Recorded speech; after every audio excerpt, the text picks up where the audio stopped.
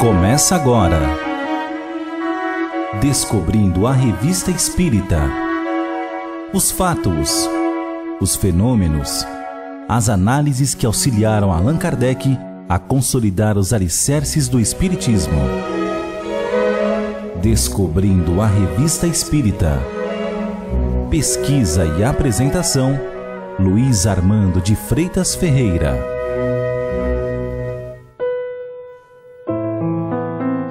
Abrindo o número de maio de 1867, Allan Kardec apresenta matéria sobre atmosfera espiritual, afirmando: ensina o Espiritismo que os espíritos constituem a população invisível do globo, estão no espaço e entre nós, vendo-nos e nos acotovelando incessantemente, de tal sorte que, quando nos julgamos sós, constantemente temos testemunhas secretas de nossas ações e de nossos pensamentos.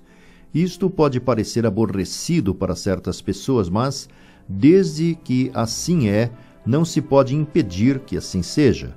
Cabe a cada um fazer como o sábio, que não teria medo que sua casa fosse de vidro. Sem nenhuma dúvida, é esta a causa que se deve atribuir à revelação de tantas torpezas e malfeitos que se pensava enterrados na sombra. Além disso, sabemos que numa reunião, além dos assistentes corporais, há sempre observadores invisíveis, que, sendo a permeabilidade uma das propriedades do organismo dos espíritos, estes podem achar-se em número ilimitado num dado espaço. Muitas vezes nos foi dito que em certas sessões eram em quantidades inumeráveis. Na explicação dada a propósito das comunicações coletivas, foi dito que o número dos espíritos presentes era tão grande que a atmosfera estava, por assim dizer, saturada de seus fluidos. E isto não é novo para os espíritos, mas talvez não tenham sido deduzidas todas as consequências. Sabe-se que os fluidos que emanam dos espíritos são mais ou menos salutares, conforme seu grau de depuração. Conhece-se seu poder curativo em certos casos e também seus efeitos mórbidos de indivíduo a indivíduo. Ora, desde que o ar pode ser saturado desses fluidos, não é evidente que, conforme a natureza dos espíritos que abundam em determinado lugar, o ambiente se ache carregado de elementos salutares ou malsãos, que devem exercer influência sobre sua saúde física, assim como sobre a saúde moral? Quando se pensa na energia da ação que um espírito pode exercer sobre um homem, é de admirar-se da que resultar de uma aglomeração de centenas ou milhares de espíritos? Esta ação será boa ou má conforme os espíritos derramem num dado meio um fluido benéfico ou maléfico, agindo à maneira das emanações fortificantes ou dos miasmas deletérios que se espalham no ar. Assim, se pode explicar certos efeitos coletivos produzidos sobre massas de indivíduos, o sentimento de bem-estar ou de mal-estar que se experimenta em certos meios e que não tem nenhuma causa aparente conhecida. O entusiasmo ou o encorajamento, por vezes, a uma espécie de vertigem que se apodera de toda uma assembleia, de toda uma cidade, mesmo de todo um povo. Em razão do seu grau de sensibilidade, cada indivíduo sofre a influência desta atmosfera viciada ou vivificante. Por este fato, que parece fora de dúvida e que ao mesmo tempo a teoria e a experiência, nós achamos nas relações do mundo espiritual com o mundo corporal um novo princípio de higiene que, sem dúvida, um dia a ciência fará entrar em linha de conta. Podemos, então, subtrair-nos a essas influências que emanam de uma fonte inacessível aos meios materiais? Sem nenhuma dúvida, porque, assim como saneamos os lugares insalubres, destruindo a fonte dos miasmas pestilentos, podemos sanear a atmosfera moral que os cerca, subtraindo-nos as influências perniciosas dos fluidos espirituais malsãos, isso mais facilmente do que podemos escapar às exalações pantanosas, pois depende unicamente da nossa vontade. Um princípio perfeitamente constatado por todo espírito é que as qualidades do fluido espiritual estão na razão direta das qualidades do espírito encarnado ou desencarnado. Quanto mais elevados forem seus sentimentos e desprendidos das influências da matéria, mais depurado será seu fluido.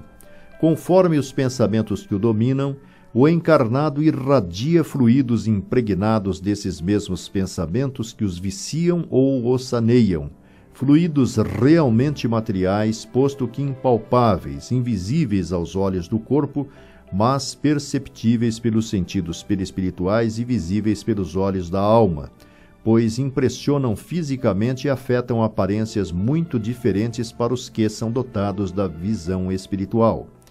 Pelo simples fato da presença dos encarnados numa assembleia, os fluidos ambientes serão, pois, salubres ou insalubres, conforme os pensamentos dominantes forem bons ou maus. Quem quer que traga consigo pensamentos de ódio, de inveja, de ciúme, de orgulho, de egoísmo, de animosidade, de cupidez, falsidade, hipocrisia, murmuração, malevolência, numa palavra, pensamentos colhidos na fonte das más paixões, espalha em torno de si eflúvios fluídicos ruins que reagem sobre os que os cercam. Ao contrário, na mesma assembleia em que cada um só trouxesse sentimentos de bondade, de caridade, humildade, devotamento, desinteresse, benevolência, de amor ao próximo, o ar é impregnado de emanações salubres em meio às quais se sente viver mais à vontade. Agora, se se considerar que os pensamentos atraem pensamentos da mesma natureza, que os fluidos atraem os fluidos similares, compreendendo-se que cada indivíduo traga consigo um cortejo de espíritos simpáticos bons ou maus, e que assim como o ar seja saturado de fluidos em relação com os pensamentos que predominam.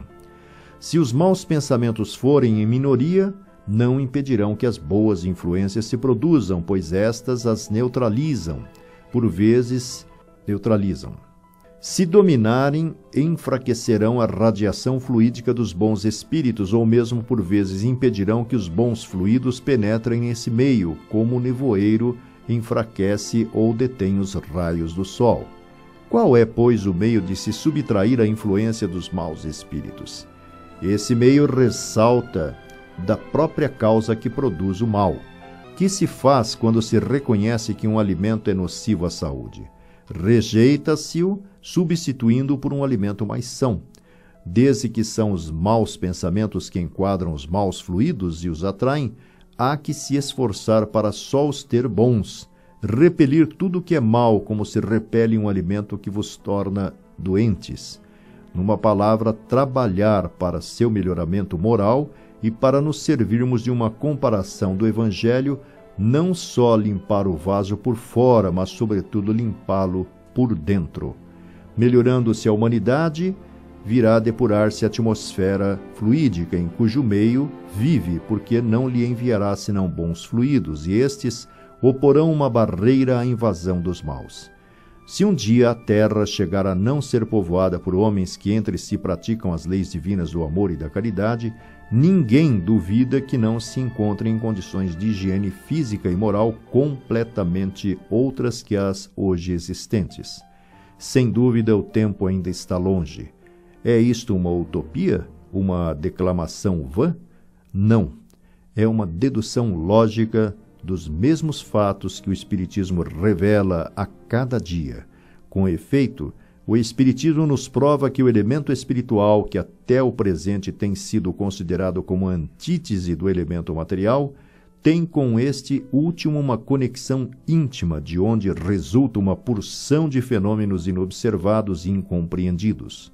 Quando a ciência tiver assimilado os elementos fornecidos pelo Espiritismo, ela aí colherá novos e importantes elementos para o próprio melhoramento material da humanidade.